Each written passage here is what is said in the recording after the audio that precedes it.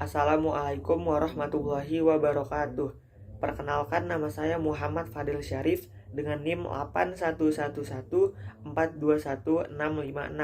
Pada kesempatan kali ini, saya akan menjelaskan mengenai teori hukum internasional. Terdapat beberapa teori yang menjelaskan mengenai dasar kekuatan mengikatnya suatu hukum internasional. Beberapa teori tersebut diantaranya sebagai berikut. Yang pertama ada teori hukum alam, yang kedua ada teori kehendak negara, yang ketiga ada teori kehendak bersama, yang keempat ada teori norma hukum, yang kelima ada teori fakta kemasyarakatan. Teori hukum alam, atau yang dikenal dengan natural law theory. Teori ini dipelopori oleh Hugo Grotius. Menurut Hugo Grotius, hukum alam merupakan suatu kaidah yang diilhamkan pada akal manusia. Di dalam teori ini, mengikatnya hukum internasional dikarenakan hukum internasional merupakan bagian dari hukum yang lebih tinggi, yaitu hukum alam, yang diterapkan di dalam kehidupan masyarakat bangsa-bangsa. Selanjutnya ada teori kehendak negara, atau yang dikenal dengan voluntarist theory. Teori ini dipelopori oleh Hegel dan George Jelinek. Pada dasarnya, negara merupakan sumber dari segala hukum. Mengikatnya hukum internasional di dalam teori ini dikarenakan kehendak masing-masing dari suatu negara untuk tunduk pada hukum internasional. Teori ini merupakan pencerminan dari teori kedaulatan dan aliran positivisme yang berkembang di benua Eropa, terutama di Jerman pada abad ke-19.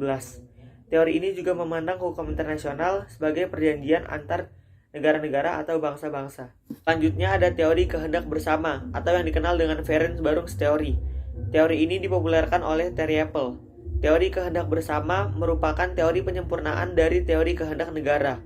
Menurut Terry Apple, mengikatnya hukum internasional bukan dikarenakan adanya kehendak negara satu persatu, melainkan adanya kehendak bersama yang lebih tinggi untuk tunduk pada hukum internasional. Kehendak bersama tidak perlu dinyatakan, melainkan dapat dilakukan secara diam-diam. Selanjutnya ada teori norma hukum, atau yang dikenal dengan mazhab Wina. Teori ini dipopulerkan oleh Hans Kelsen. Mengikatnya hukum internasional pada teori ini didasarkan pada kaidah yang lebih tinggi hingga sampai pada akhirnya kaidah dasar yang tidak dapat dikembalikan lagi, sehingga harus diterima sebagai hipotese yang tidak dapat diterangkan secara hukum. Norma hukum merupakan dasar kekuatan terakhir mengikatnya hukum internasional.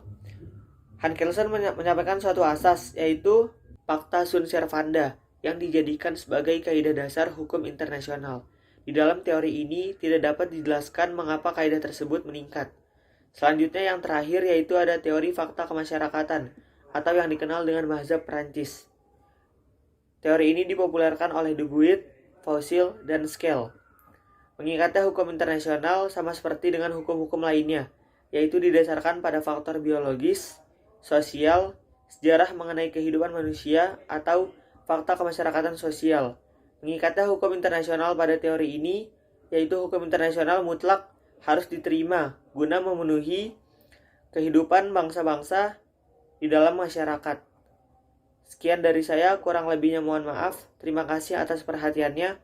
Wassalamualaikum warahmatullahi wabarakatuh.